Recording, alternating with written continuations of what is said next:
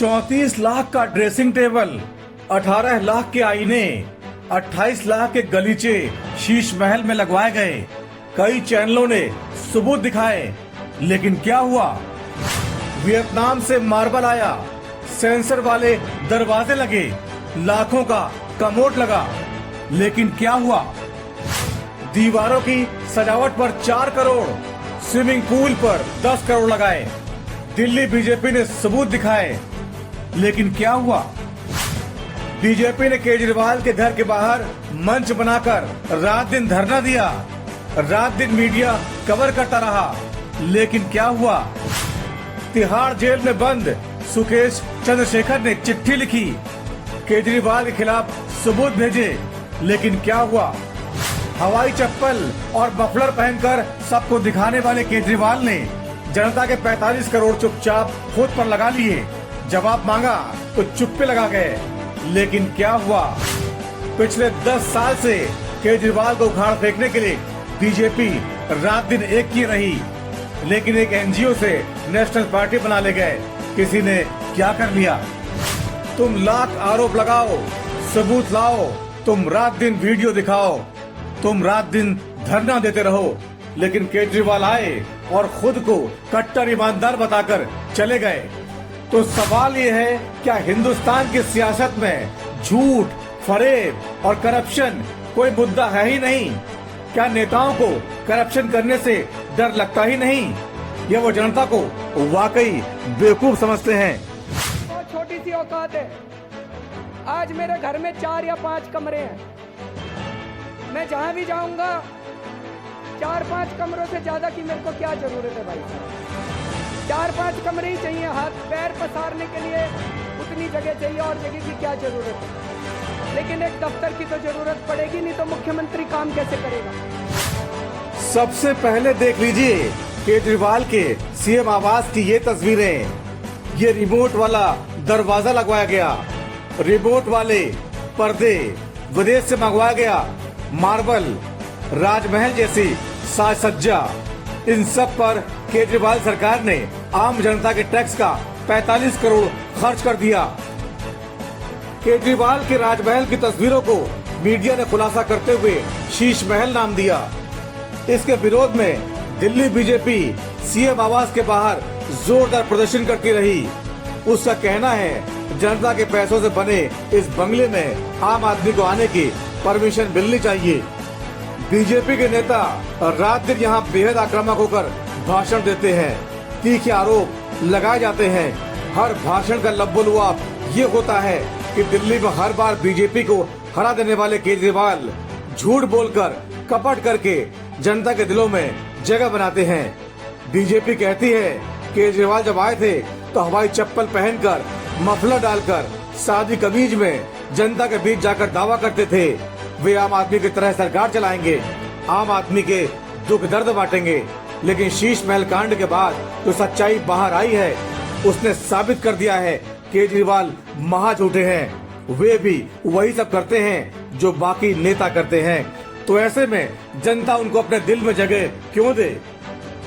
और मेरी दिल्ली की जनता से अपील है कि अगर आपने इस झूठे और मक्कार नटवर लाल को हटाना है तो हम सबको मिलकर इसके खिलाफ लड़ना होगा, और जितने इसके काले कारनामे हैं हमको जनता के बीच में लेके जाने हैं। इतने जोरदार धरना प्रदर्शन, आंदोलन, जांच का लगता है केजरीवाल पर कोई असर नहीं पड़ा।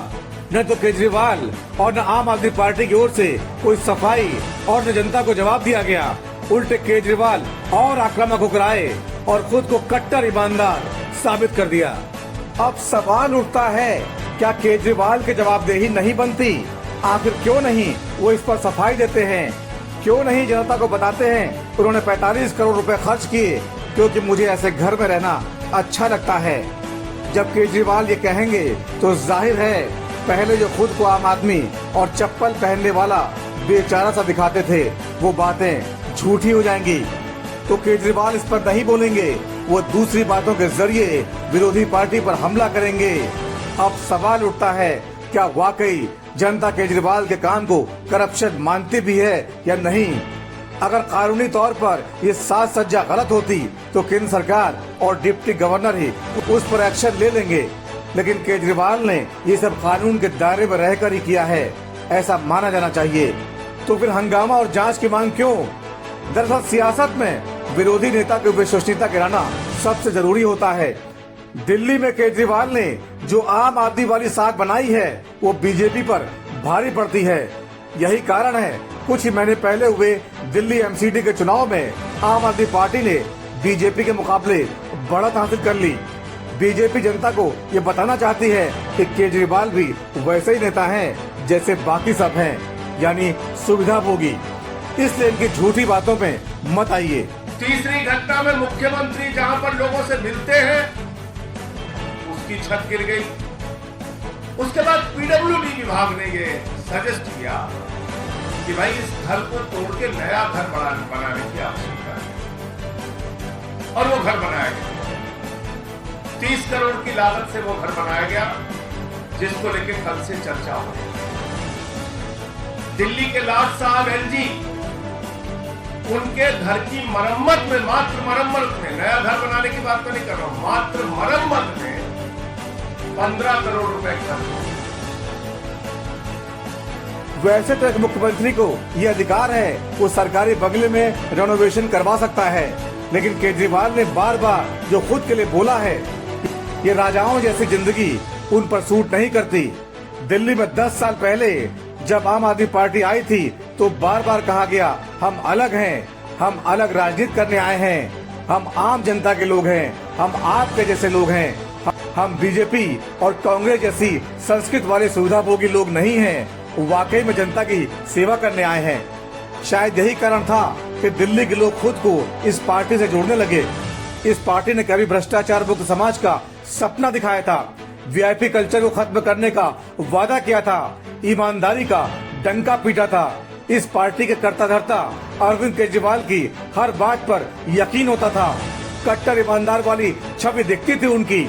लेकिन ऑपरेशन शीश महल और इसके पहले दिल्ली शराब घोटाले में ब्रांड केजरीवाल को लेकर सवाल खड़े हो गए हैं। आप ईमानदारी के टैग वाला यूएसपी खो चुकी है, वो भी सत्ता के लिए दूसरे दलों जितना ही भूखी दिखती है। बेशक आप भविष्य के चुनाव में बहुत अच्छा कर ले, लेकिन जिस हद तक आम आदमी का समर्थन उसे पहले मिलता रहा है वो शायद आगे नहीं दिखे। इस पार्टी की नींव रखने में शामिल रहे सदस्यों में से कई कहते हैं आपने जो किया है उससे आगे चलकर क्रांति पर ही हिंदुस्तान के लोगों का यकीन खत्म हो जाएगा। दरअसल ये बात सिर्फ न तो 45 करोड़ रुपए की बर्बादी की है, न ही शराब घोटाले की, ये बात है भरोसे की। इसी भरोसे के रथ पर सवार होकर 2012 में आम आदमी पार्टी बनी थी। भ्रष्टाचार के खिलाफ, अन्ना आंदोलन के खिलाफ लड़ाई लड़कर ये लोगों के दिलो दिमाग में छा गई थी। महज 11 साल में ये नेशनल पार्टी बन गई। केजरीवाल सार्वजनिक जीवन में खुद को आम आदमी जैसा दिखाने की पूरी कोशिश करते रहे। गर्मियों में आधे बाजू की शर्ट, साधारण पैंट, पैरों में सैंडल, और अब इन तस्वीरों को देखकर लोग खुद को ठगा सा महसूस कर रहे हैं। लेकिन इसके साथ ही सियासत की दूसरी तस्वीर भी है। बहुत बड़ी संख्या ऐसे लोगों की भी है जो ये मानते हैं केजरीवाल झूठ बोलते हैं, लेकिन साथ ही ये भी कहते हैं कि दूसरों के मुकाबले जनता के लिए अच्छा काम करते हैं। दिल्ली के प्राइवेट स्कूलों में जो सख्ती है वो बगल के हरियाणा और यूपी के स्कूलों में आपको नहीं दिखेगी। मुफ्त बिजली का नारा, मोहल्ला क्लिनिक जैसी सुविधाएं देकर केजरीवाल ने अपना एक बड़ा समर्थक वर्ग खड़ा कर लिया है। इस वर्ग को अब शायद ज्यादा फर्क न पड़े कि उन्होंने अपने घर में 45 करोड़ लगाए या 50 करोड़। विपक्षी पार्टी होने के नाते बीजेपी जरूर जनता के दिलों में बैठाने की पूरी कोशिश करेगी कि केजरीवाल भी बाकी नेताओं की तरह ही करप्ट हैं। इसलिए हर बार इनको ही मत जिताइए, कभी हमको ही मौका दीजिए। इस लड़ाई में अभी तो केजरीवाल को नुकसान होता दिखाई दे रहा है, लेकिन वो भी घाघ राजनीतिज्ञ हैं। मुद्दों को कैसे भटकाना है, उनको अपनी तरफ कैसे मोड़ना है, उनको अच्छी तरह आता है। तो दिल्ली की राजनीति में आपको कई रंग देखने को मिलेंगे। इंतजार कीजिए। फेडरल भारत की रिपोर्ट।